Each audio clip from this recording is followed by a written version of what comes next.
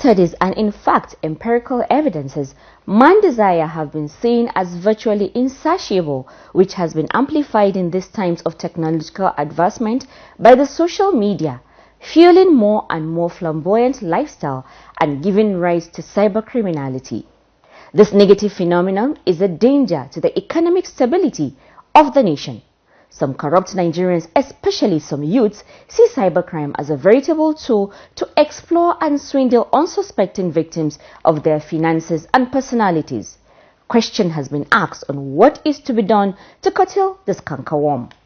Welcome to today's edition of The Eagle. My name is Aisha Mohammed and with me is Golden Onra. Cybercrime has grown at a very frightening rate and has negatively revolutionized every aspect of our lives. And to protect the financial and reputational wealth of the victims and also discourage those involved, there is a need to establish an alternative to cybercrime. The Economic and Financial Crimes Commission EFCC has recorded a major milestone in the development of its new academy at Giri, Abuja, with the completion and commissioning of an access road to the permanent site. Executive Chairman of the Economic and Financial Crimes Commission EFCC, Ola Olukoyede, commended President Bola Ahmed Tinubu and the Minister of the Federal Capital Territory, Nyesom Ezenwo-Wike, for their strategic roles in making the road project a reality. Amata Ngbede completes the story. Speaking through the Secretary to the Commission, Mohammed Hamojoda, at the commissioning ceremony, Olukoyede described the access road as a critical infrastructure that will accelerate the takeoff of the new EFCC Academy project and significantly enhance the Commission's anti-corruption mandate. He stressed that with the road in place, the construction work of the new EFCC Academy, which is envisioned as a center of excellence in financial crimes enforcement, training, and research, will resume fully on development. He further disclosed that the Academy would house a cybercrime research center, among other specialized facilities, adding that the project remained one of the Commission's top priorities in building institutional capacity and knowledge-based enforcement. The EFCC chairman recounted the major challenge the Commission faced in assessing the site before the intervention of the FCT manager. In his remarks, President Bola Ahmed Tinubu, represented by the Speaker of the House of Representatives, Tajuddin Abbas, described the road project as a symbol of inclusive governance and national integration. He lauded the FCT minister for aligning with the renewed hope agenda of administration. Also speaking at the event, the Honorable Minister of the Federal Capital Territory, Nyesom Wike, assured that the development in Giri would not end with the construction of the access road. He revealed that the relevant departments of the FCT administration have been directed to commence planning for the internal road networks and other supporting infrastructure. He noted that the EFCC would be the primary beneficiary of the road project as it opens the way for the full-scale development of its academy. The Executive Chairman of the Economic and Financial Crimes Commission, EFCC, Ola Olukoyede, has charged youths across the country to join hands with the Economic and Financial Crimes Commission in combating corruption and economic and financial crimes. He gave this charge few days ago while addressing the students of the National Open University of Nigeria, now Abuja Center, who came on an excursion and study tour of the Commission headquarters. Our correspondent completes the story. The EFCC boss, who spoke through the Deputy Commander of the EFCC, DCE Nwanyima Okeanu, regretted that corruption, economic and financial crimes have eaten deep into the fabrics of the society and warned young Nigerians not to be caught in its web. He charged the youth to take the bull by the horn and join the fight against corruption in Nigeria, urging them to spread the message to their parents and guardians, schoolmates and everyone they know, adding that together we can save our nation from being destroyed by corruption. As you're visiting us today, I hope the things that you will hear, the things that you will see, the places that you will visit will be what? Something that will stimulate you, things that will stimulate you and make you begin to know that economic and financial crimes in any form, it's not going to favor you. Rather, it will cut down your dreams. It will cut down your aspirations. It will cut down that which your parents thought of and said, go back to school. Go and find a way for yourselves. The head of public interface, ACE1, Tonio Rilade, took the visitors through the organogram and functions of the EFCC, explaining to them some terms associated with the commission and ways to identify and combat economic and financial crimes when they see one. So where there is no law, there is no offense. Is it true? But once there is law, that law has to be followed.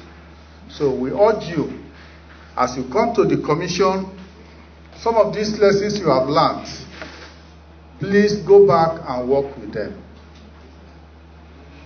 It will be an abuse of your time to come here, spend time with us, and at the end of the day, you go back and you learn nothing. It's a waste of time. Please, we urge you, make best use of this opportunity you have to be in the commission.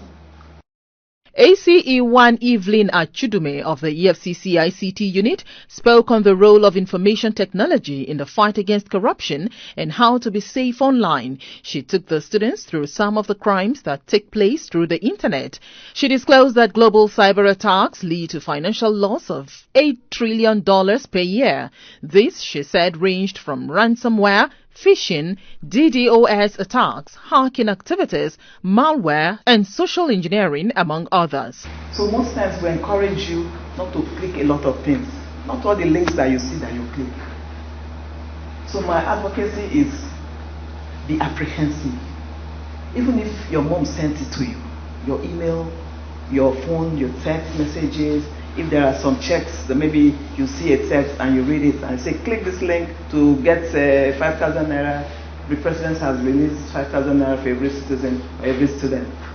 You should be apprehensive on clicking it. You should not. First of all, ask yourself, if I click it and it's ransomware and my phone goes, what and what will I lose? So that brings your data in place. So right now your data is your critical asset. Achudume enjoined the students to be abreast of the developments in the world of information technology, pointing out that there are several emerging innovations across the world that could help people tackle and prevent fraudulent practices that are aimed at them. Also speaking, the head of Enlightenment and Reorientation Unit, ACE2, Aisha Mohammed, who educated the students on the work of the Commission, noted that the Commission was open to collaboration with all stakeholders and segments of the society, especially youths. Please help us to fight this fight. Let's do it together. And the way you do it is staying true to yourself, standing for integrity, saying no to cybercrime, saying no to anything that is negative. I keep telling people that little by little one will make it, because I know I've had conversation with the youth and they tell me, no, I can't sit down, I'm collecting salary, how much is it? Peanuts. The get rich quick syndrome is the main issue that is causing trouble for our younger ones. You know, I want to be like that one. And I keep telling people, if you're contented in life, you'll be happy with yourself, because contentment is the key. The advent of the internet has presented a certain type of vulnerability that some criminally minded individuals have exploited to scam innocent people of their hard-earned monies, which they have blatantly and flamboyantly showcased. These fraudsters are seen as role models by the younger generation, who are then discouraged from acquiring skills, but rather resort to all sorts of schemes to making quick money. This trend has taken an ugly twist, with parents and guardians encouraging their children to learn this trade, even with the promise of spiritual fortification to ensure they make quick wealth. Yes, as we said earlier, Nigerians are wondering why cybercrimes persist despite efforts by law enforcement agencies to curtail or even totally eradicate them.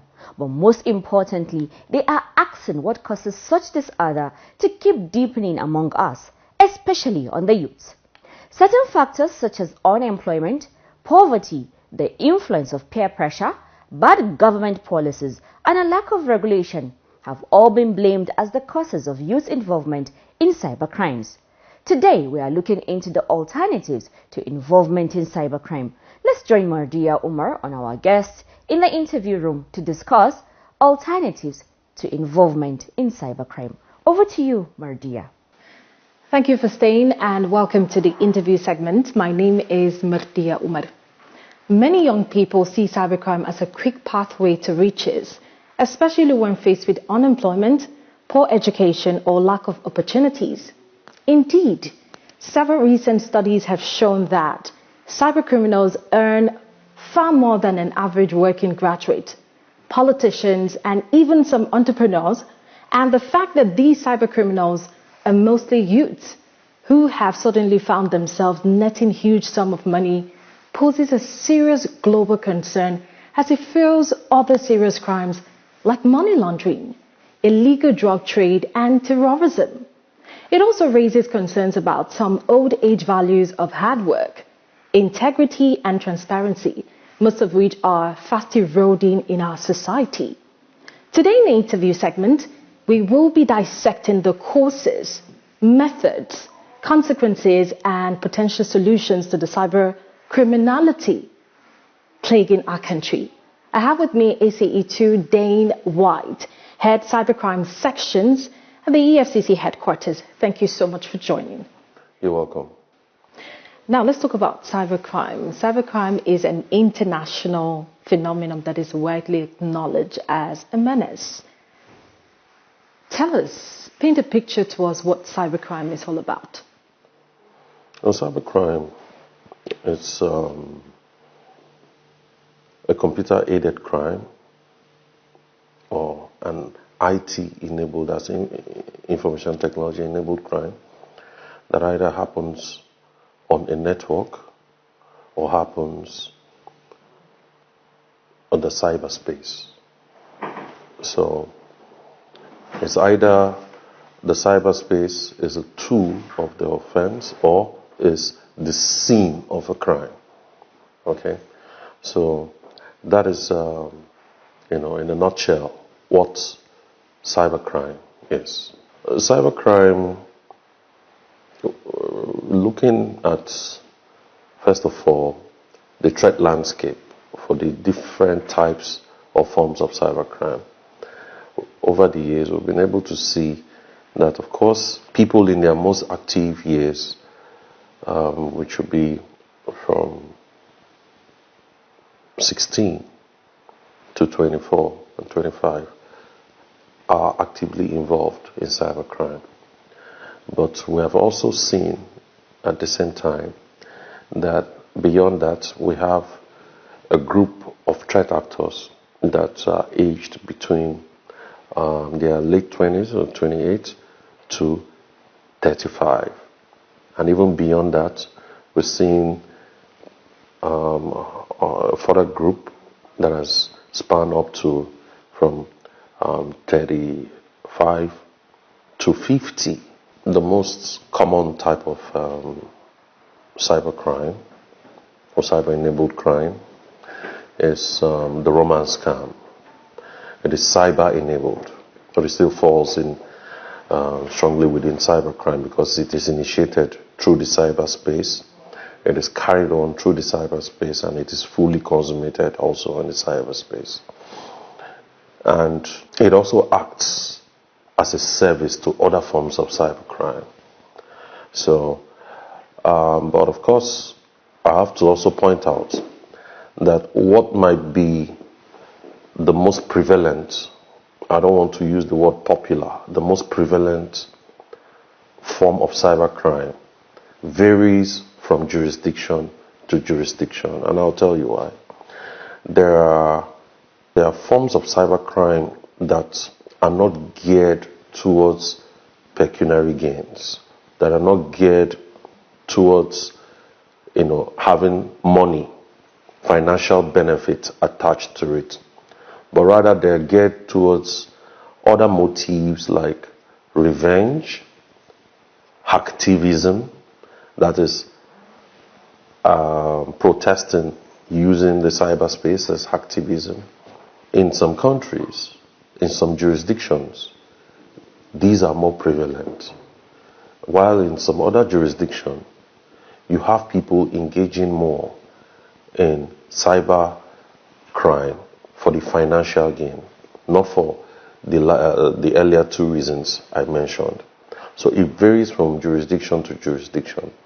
But I think as far as our own jurisdiction is concerned, the most prevalent is romance scam, online romance scam, and that will be closely followed by business email compromise and account takeovers of different types, ranging from bank accounts to even social media accounts. And all of this, the common denominator is it is geared towards financial benefit for the threat actor that is executing these attacks. From the insight you've given us so far on cybercrimes, there are long and short-term effects. Take us through some of those effects. Yeah, some of the long-term effects, of course, will be the image, the national image of the countries where threat actors have been identified to resolve in. So when victims outside the country are being attacked, are targeted, and investigation shows that the threat actors live in Nigeria or are from Nigeria or are citizens of Nigeria, regardless of wherever they are, it brings, if you like to use the word, some kind of stigmatization. Because I can tell you, for over 200 million persons in this country, not everybody is a criminal. But because of the activities of, a selected few, a generalization is being made. And I'll give you a clear example. If you ever travel out of this country to any other country, including some African countries, Nigerians, people holding our passport, are treated slightly differently most times. We're meant to wait in a different line. We are held up at passport control for longer while they ask us numerous questions, leading to some kind of embarrassment at the end of the day, because you have someone legitimate going to do business in a foreign land, but because of the experience of that country with threat actors that come from Nigeria as well, that person is already seen as a questionable character. Now, it will also affect direct foreign investment. When foreign multinational companies, look at our demograph, it is something that you can't immediately shut your eyes from. I mean, we have a market of a population density of over 200 million citizens. We're talking a place where if you come and invest, you're more likely to break even because of the numbers. But that is not the case, because most foreign entities, corporate entities that are looking to invest into the economy will have to consider their safety. And part of this safety is digital safety as well. Many times we hear people talk about alternatives. If not cybercrimes, then what do we fall back to? Now, you are an expert. Tell us about some of the alternatives the Commission has worked on and the alternatives that these young people can harness and stay away from cybercrimes. The alternative to cybercrime is, first of all, you have to look at what drives cybercrime as a vehicle. It's technology. So the technology is like a knife, a kitchen knife. It is the intention of the person using the knife at the time that determines if what they are doing is legitimate or illegitimate.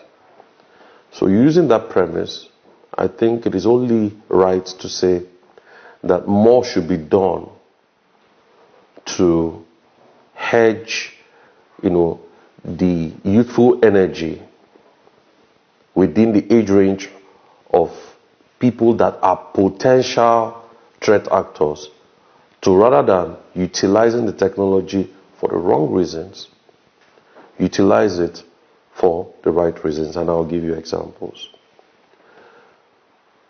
rather than people going online to misrepresent themselves in order to induce targets, victims, to pay money to them or to swindle them of funds, they can rather go online and make reasonable connections for educational purposes, for research. They can go online and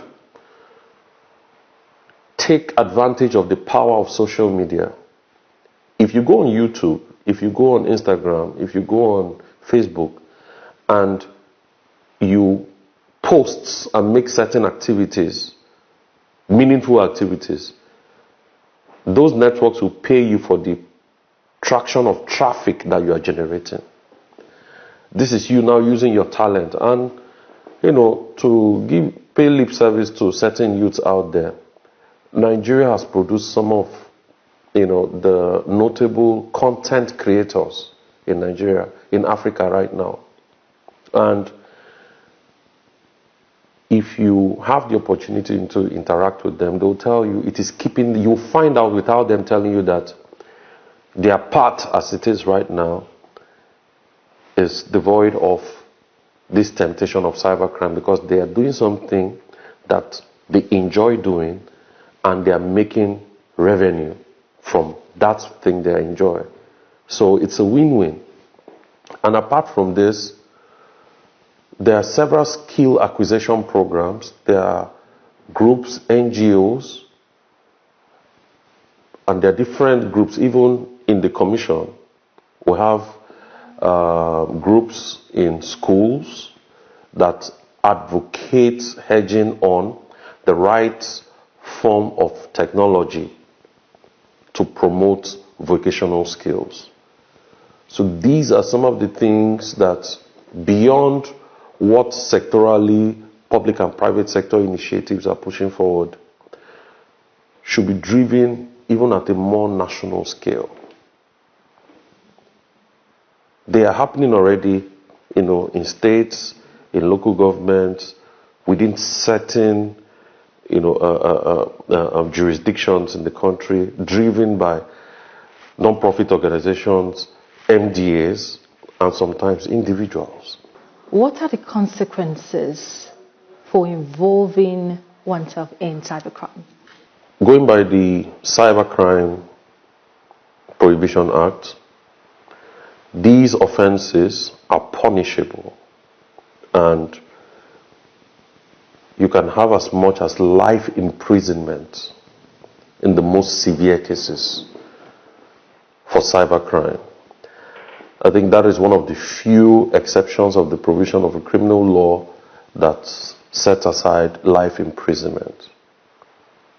The Cybercrime Act is one of them for cybercrime alone. So I don't think there is anything more grave than that. Having to know that engaging in a criminal activity has the potential of taking the person responsible, the person aggregated with the strict liability, away from his freedom, liberty, interactions with his loved ones and family, and it cuts off every opportunity he has to becoming the best version of himself because of this for life. So as we wrap up this segment, what's your final advice to the public concerning the issue of cybercrime in Nigeria? My message would be, we should not condone, we should not tolerate, we should not encourage. Because at the end of the day, we belong to the same society. And in showing solidarity for the wrong thing, there is a very high chance that we will become victims of that thing that we're supporting.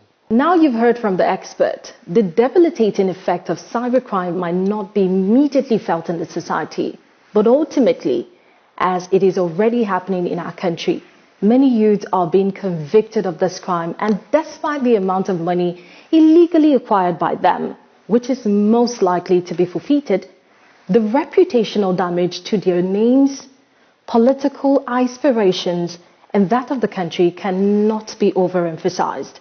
As the Commission continuously tackles this menace, it seriously solicits public support and understanding, as those involved are our children, brothers, and loved ones. And that's it on the interview segment today. My name is Mardia Umar. Thank you for watching, and it's back to the studio for the rest of the program. And that's where we draw the curtain on today's episode of The Eagle. We'll be right back next week with another interesting episode. Let's keep the conversation going. You can call us. Send us an email to info@efcc.gov.ng or call us on 080-933-22644. Also follow us on Facebook, X, and Instagram. If you notice or suspect any economic or financial crimes happening anywhere, anytime, simply use the EFCC's mobile app, Eagle Eye, to report. I am Golden Onra. Let me also invite you to a live discussion with EFCC on EFCC Connect happening on our Twitter Spaces and Facebook every Wednesday at 6 p.m. Do you have burning questions to ask the EFCC? EFCC Connect is the right platform to do so. And also listen to EFCC Radio 97.3 FM, the voices against economic and financial crimes. I am Aisha Mohammed, urging you to be a good citizen, shun corruption for a better Nigeria. Goodbye, God bless Nigeria. Be kind to yourself and to others around you, and do enjoy the rest of the day.